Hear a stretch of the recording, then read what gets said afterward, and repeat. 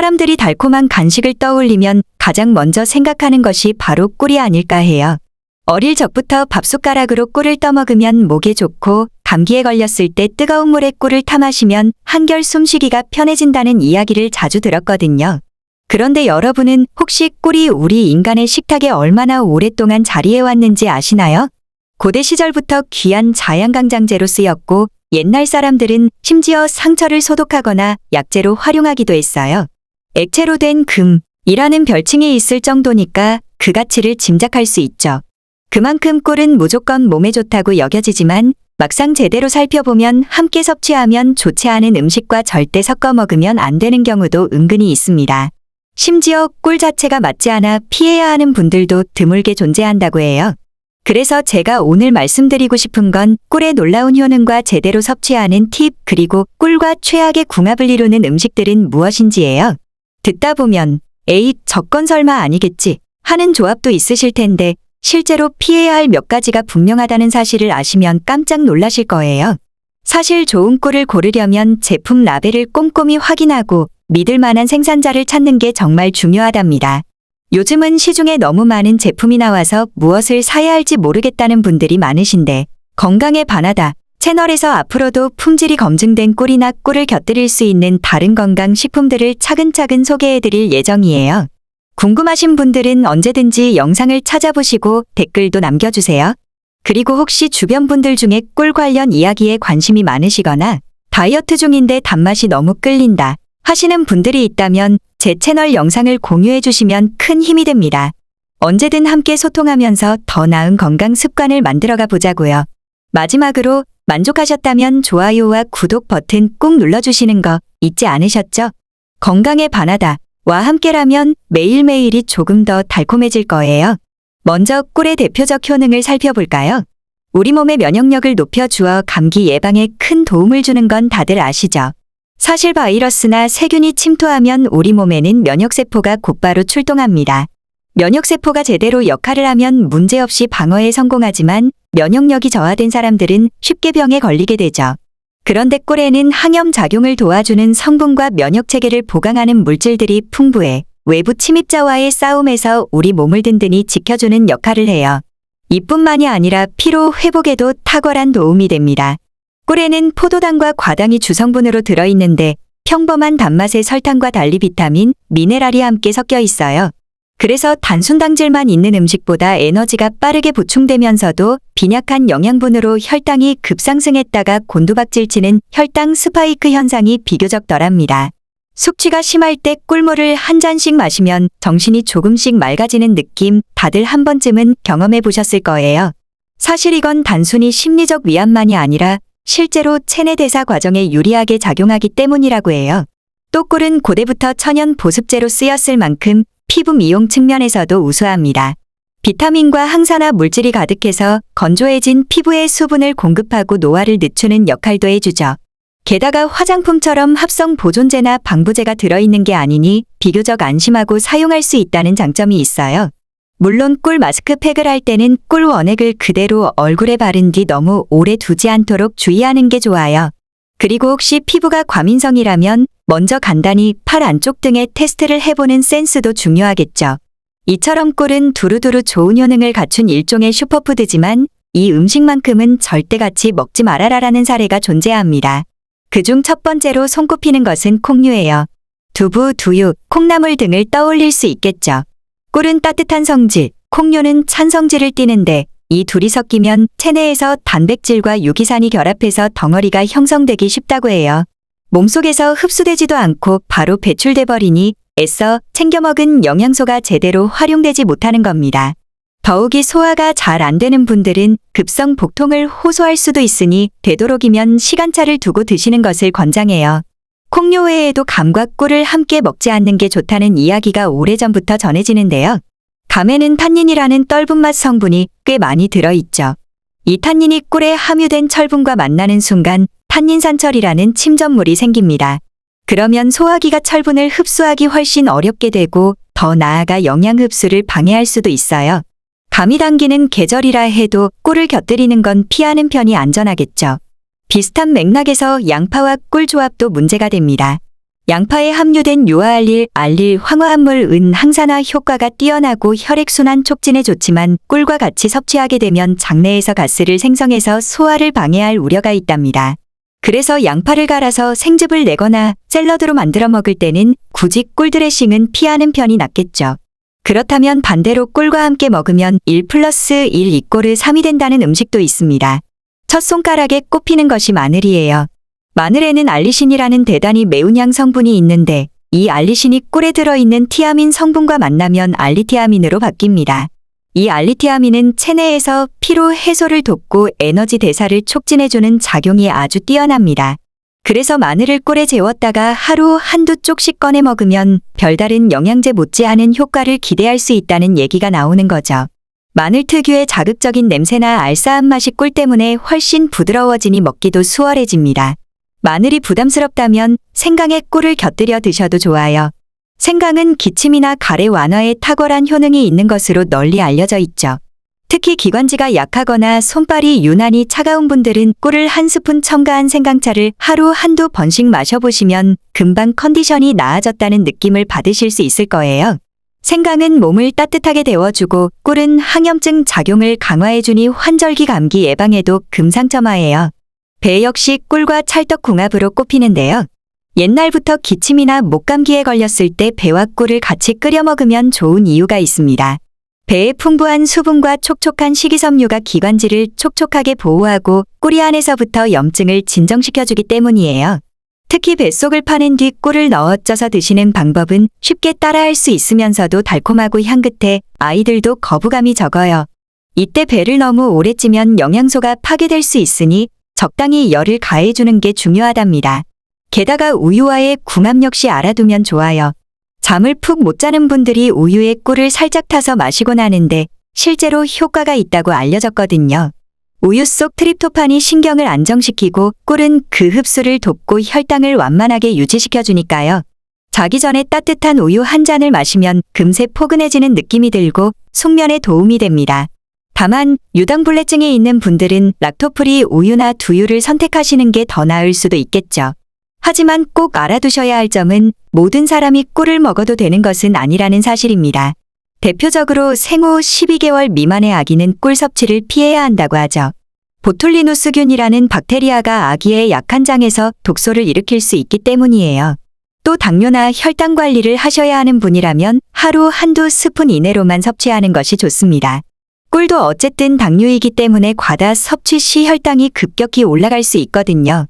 이렇듯 꿀을 어떻게 먹느냐에 따라 약도 되고 독도 될 수 있기에 꿀을 구입할 때도 꼭 주의하세요. 시중에 파는 꿀 중에는 사양 벌꿀이라는 것이 있습니다. 이는 양봉 과정에서 벌에게 인공적으로 설탕물을 먹여 만든 꿀을 말하죠. 사양 벌꿀은 단맛이 나긴 해도 건강에 유익한 미네랄이나 비타민 함량이 상대적으로 떨어져서 천연 벌꿀과 차이가 큽니다. 다행히 제품 라벨을 보면 이 벌꿀이 진짜인가 가짜인가 어느 정도 알 수 있답니다. 탄소동 이원 소비 -22.5% 이하 라는 문구가 보통 천연 벌꿀의 기준이니 혹시 꿀을 사실 때 이 부분을 유심히 확인하시면 좋아요. 혹자는 꿀이 굳거나 층이 나뉘면 상했다고 생각할 수 있는데 사실 꼭 그런 건 아닙니다. 서늘한 환경에서 자연스럽게 결정화가 일어날 수 있어요.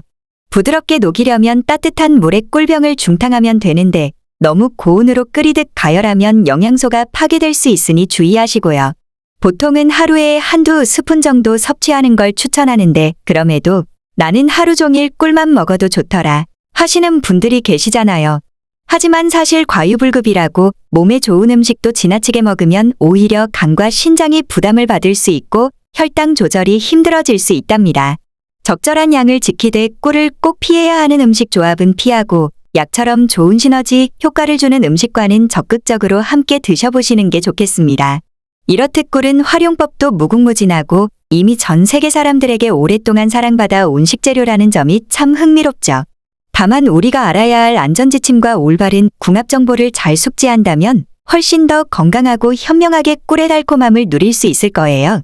이제 여러분도 콩이랑은 멀리 두어야겠다. 감이랑은 같이 먹지 않는 게 낫겠군. 하고 기억해 두셨다가 가족과 지인들에게도 알려주시면 어떨까요? 생각보다 이런 궁합 정보는 주변에서 잘 모르는 분들이 꽤 많더라고요. 앞으로도 꿀을 드실 때는 내가 필요한 영양을 채우고 싶다면 마늘, 생강, 배, 우유 등을 함께 먹고 소화기관이나 신장에 무리를 줄 위험이 있는 식품들은 잠시 떨어뜨려 두면서 하루에 한두 스푼 정도씩 즐기시길 권장합니다. 이 정도로만 관리해도 환절기마다 달고 살던 기침 감기가 한결 줄고 몸속 피로가 싹 풀리는 기분을 얻으실 수 있을 거예요. 그리고 한 가지 팁을 더 드리자면 꿀을 드실 때 미지근한 물이나 따뜻한 차에 살짝 타서 마시는 것도 추천합니다. 너무 뜨거운 온도는 꿀의 좋은 성분을 파괴할 수 있으니 살짝 온기가 도는 정도의 물이 적절하다는 점 기억해 주시면 좋겠죠. 일단 맛이 달아서 남녀노소 누구나 맛있게 즐기기 쉽고 또 여러 음료나 요리에 활용하기도 정말 편리하니 이 기회를 통해 꿀과 조금 더 친해져 보시길 바라요. 앞서 꿀과 잘 어울리는 음식, 함께 먹으면 독이 되는 조합, 그리고 꿀을 먹을 때 주의해야 할 점들을 살펴보았는데요. 사람들이 워낙 꿀을 다양하게 활용하다 보니 진짜 좋은 꿀은 어떻게 골라야 하죠? 집에 오래 묵은 꿀이 있는데 괜찮을까요? 어떤 종류의 꿀이 특별히 더 몸에 좋은가요? 같은 궁금증이 생기기 마련이에요. 사실 저도 한동안 자파꿀이다, 밤꿀이다, 아카시아 꿀이다 종류별로 뒤섞여서 헷갈리곤 했답니다. 그래서 이번 파트에서는 그동안 못다한 이야기를 곁들여 꿀을 좀 더 정석으로 즐기는 방법부터 보관 팁, 그리고 어떤 레시피가 있는지까지 전부 정리해드리려 해요. 중간중간 재미있는 에피소드나 역사 이야기도 나오니 가볍게 편안한 마음으로 따라와 주세요. 우선 꿀 자체의 종류와 효능부터 살펴볼까요? 가장 흔히 볼 수 있는 건 아카시아 꿀이에요. 투명하고 맑은 빛을 띠어서 사람들에게 인기가 많죠. 맛도 순하고 달콤해서 아이 어른 할 것 없이 무난히 즐길 수 있어요. 아카시아 꿀은 풍미가 강하지 않아 여러 요리에 활용하기도 좋아요. 예를 들면 아침에 먹는 식빵에 버터나 치즈를 바르고 그 위에 아카시아 꿀을 살짝 뿌려주면 정말 꿀맛이 따로 없죠. 특히 아카시아 꿀에는 철분과 칼륨 등이 들어있어 몸속 나트륨 배출과 피로 해소에 도움을 준다고 알려져 있어요. 사실 꿀은 전부 거기서 거기 아니야? 라고 생각할 수도 있지만 미묘한 차이가 있답니다. 밤꿀은 반대로 색이 꽤 진하고 향과 맛이 강한 편이에요. 묵직한 갈색 빛을 띠기 때문에 벌써부터 뭔가 약재 느낌이 나죠. 먹으면 달콤한데 뒤끝이 씁쓸하고 향 역시 호불호가 많이 갈려요. 그래서 맛이 너무 독특해서 못 먹겠다 는 분들도 있지만 밤꿀이야말로 항산화 작용이 뛰어나서 활성산소 제거와 암 예방에 유용하다며 일부 애호가들은 열광합니다. 조금 쓰더라도 제대로 된 효과를 보고 싶다 하시는 분들께 밤꿀이 딱인 거죠. 저희 어머니도 예전에 밤꿀을 몇 통 사두시곤 하루에 한 스푼씩 꾸준히 드셨는데 기력이 오른다며 무척 좋아하셨어요. 그 특유의 씁쓸함 덕에 과하게 달지 않아 오히려 계속 먹기 부담이 덜하다고도 하시더라고요. 그리고 자파꿀이라 불리는 야생화꿀은 여러 가지 꽃에서 조금씩 채집한 꿀이 뒤섞여 만들어져요. 그래서 색상, 향, 맛이 매번 조금씩 다르게 나기도 합니다. 이번에 산 꿀은 톡 쏘는 듯한데 다음에 사 먹으니 훨씬 더 부드럽잖아? 이런 식으로요. 그렇다고 해서 품질이 떨어지는 건 아니고 오히려 다채로운 영양소를 함유하고 있다는 장점이 있어요. 다만 자파꿀을 실온에 보관하면 종종 층이 나뉘거나 바닥 부분이 굳어버리는 결정화 현상이 일어날 수 있는데 이건 오염이나 변질과는 무관한 자연스러운 일이에요. 따뜻한 물에서 중탕하면 다시 풀어짐으로 안심하고 드셔도 됩니다. 그렇다면 혹시 이렇게 굳어버린 꿀을 전자레인지에 돌려버리면 안 돼? 라고 질문하시는 분이 있을 수도 있겠는데 너무 높은 온도의 꿀을 가열하면 고유의 영양소나 향이 망가질 수 있어서 권장하지 않아요. 꿀 속에는 비타민, 미네랄, 효소 등 몸에 유익한 성분들이 온도 변화에 예민하거든요. 물 60에서 70도 정도의 온도에서 천천히 녹여주시면 더 안전해요. 또 많은 분들이 보관 방법에 대해 헷갈려 하시는데요. 일반적으로 통풍이 잘 되고 서늘한 실온의 뚜껑을 꼭 닫아 보관하면 수년 이상도 무리 없이 두고 먹을 수 있다는 게 정설이에요. 물론 직사광선을 피해야 하고 습기가 많은 곳은 곰팡이나 발효 등의 문제가 생길 수 있으니 조심해야 해요.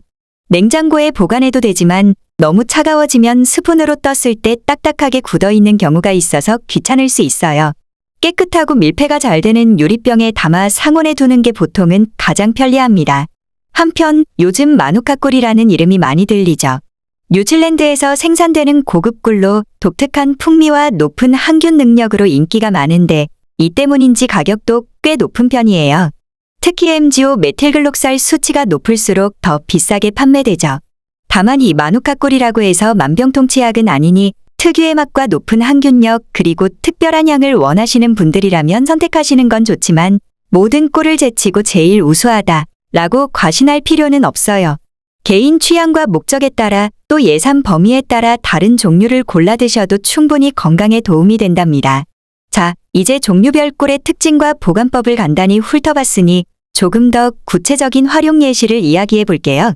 사실 아침밥을 거르기 쉬운 현대인들에게 꿀로 간단히 에너지를 보충하는 건 제법 괜찮은 방법이에요. 저는 바쁜 날이면 식빵에 땅콩버터를 얇게 바른 후 꿀을 살짝 뿌리고 바나나 슬라이스를 몇 조각 올립니다.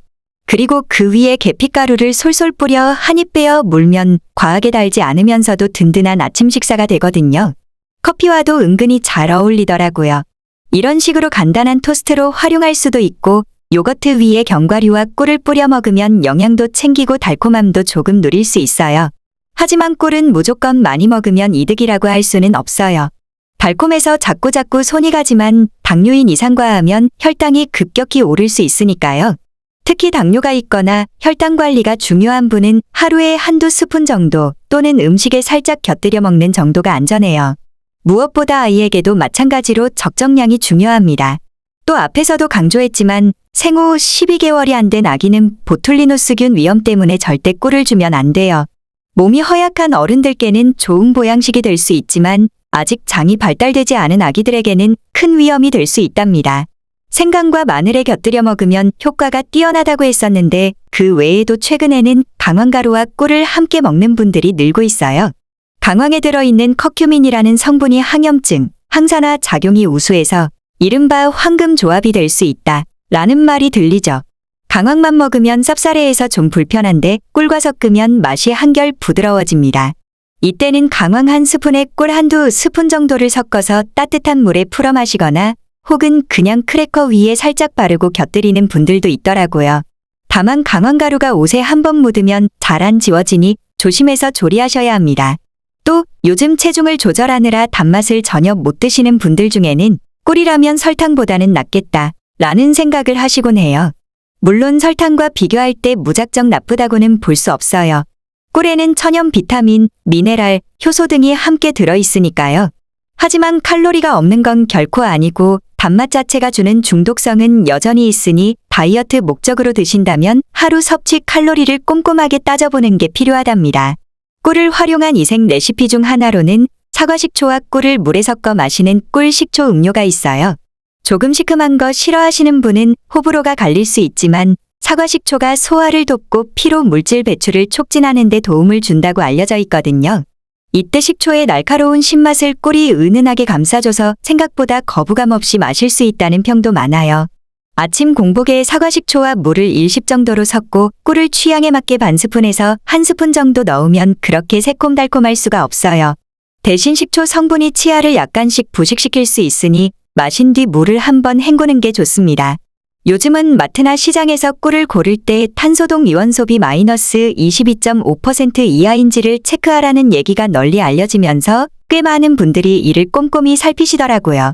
혹시 사양 벌꿀 벌에게 설탕물을 먹여 생산한 꿀은 아닌지 설탕을 섞어 만든 유사꿀은 아닌지도 신경 쓰이는 거죠. 사실 정식으로 표시 의무가 있는 제품이라면 라벨에 기재되어 있을 테니 확인만 잘하면 되고 가격이 필요 이상으로 저렴하거나 유독 과하게 달고 희한하게 향이 없는 제품은 한번 의심해보는 편이 안전하다고 할 수 있어요. 무엇보다 믿을 수 있는 양봉농가에서 직접 구입하거나 마트에서도 평판이 좋은 브랜드를 고르는 게 마음이 놓이겠죠. 한편 묘하게도 꿀을 먹고 나면 속이 쓰리다 라거나 소화가 도리어 불편해진다 라는 분도 종종 계세요. 그럴 땐 혹시 알레르기가 있는 건 아닌지 양이 과했던 건 아닌지 확인이 필요합니다. 평소 위장이 약한 사람도 빈속에 너무 많은 양의 꿀을 한 번에 섭취하면 오히려 자극을 받을 수 있어요. 그러니 처음 시도할 때는 소량씩 그리고 따뜻한 차나 우유, 물 등에 타서 부드럽게 마시는 방법을 권장합니다. 아울러 약을 복용 중이라면 시럽이나 캡슐 형태에 따라 간혹 꿀과 상호작용이 일어날 수도 있으니 전문가와 상의 후 섭취하시면 더 안전해요. 마지막으로 꿀을 활용한 피부 관리 이야기도 조금 덧붙이고 싶어요. 이미 예로부터 피부가 건조하고 탄력을 잃었을 때 꿀을 바르라는 민간요법이 있었을 정도로 꿀은 천연 보습제로 이름이 높아요. 막상 직접 해보면 바르기가 살짝 끈적거리긴 해도 세안 후에 적당히 팩처럼 바르고 10분 정도 있다가 미온수로 씻어내면 보들보들한 촉감을 느낄 수 있죠. 다만 꿀에 대한 피부 알레르기가 있거나 피부가 예민한 경우에는 먼저 팔 안쪽이나 귀 뒤쪽에 테스트를 해서 따갑거나 붉어지지 않는지 살펴야 해요. 또 꿀 얼굴팩은 매일 하기보다는 주 1에서 2회 정도만 하는 게 적절합니다. 꿀에는 각질을 연화시키는 기능도 있는데 너무 잦은 사용은 오히려 자극이 될 수 있거든요. 자, 이렇게 해서 꿀에 얽힌 다양한 이야기를 두루 나눠봤는데 어떠세요? 이제 좀 꿀을 자신 있게 골라볼 수 있을 것 같고, 아, 내가 그동안 왜 콩이랑 꿀을 같이 먹어 배가 더부룩했는지 알겠다. 라든지, 밤꿀은 향이 세서 별로였는데 이렇게 효능이 좋다니 다시 한번 도전해봐야겠다 하는 생각이 드실 수도 있을 것 같아요. 사실 꿀은 기원전부터 세계 여러 나라에서 귀하게 취급해왔고 일상식 의학 미용 등 거의 모든 분야에 활용되어 온 자연식품이니까요. 우리도 선조들의 지혜를 따라 잘 활용하되 현대의 과학적 정보까지 결합한다면 훨씬 더 건강하고 똑똑하게 즐길 수 있지 않을까 싶어요. 만약 지금 당장 집에 꿀이 있다면 오늘부터 한번 꿀마늘이나 꿀생강을 만들어 보시거나 아카시아 꿀로 프렌치 토스트를 만든다든지 우유나 따뜻한 차에 살짝 타서 드셔보셔도 좋겠어요. 혹은 자연산 밤꿀을 조금씩 떠먹으며 이거 약이다 생각하고 기력을 보강해 보셔도 되고요. 중요한 건 무조건 과하게 섭취하는 것이 아니라 나의 몸 상태와 상황에 맞게 적절히 활용하는 거예요. 그리고 기억해 주세요.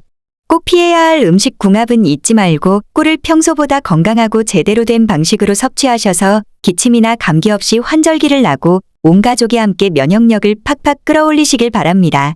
나아가 숙취로 고생하는 날이 있더라도 꿀물을 한 잔 타서 마시면 한결 편해질 거고 스트레스 많은 날에는 허니라떼나 허니 진저티 같은 달콤한 음료로 스스로를 달래주는 것도 삶의 작은 행복이 될 거예요. 이제 여러분은 꿀이 가진 매력을 더욱 깊이 알게 되셨을 거라고 확신해요.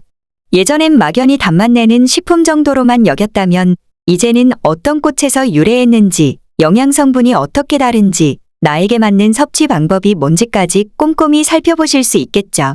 혹시 주변에 꿀 관련해서 궁금해하는 지인이 있다면 지금 배운 정보들을 부드럽게 전해주셔도 좋을 것 같아요. 그럼 앞으로도 꿀 같은 달콤한 일상 되시길 바라며 오늘의 이야기를 여기서 마치겠습니다. 감사합니다.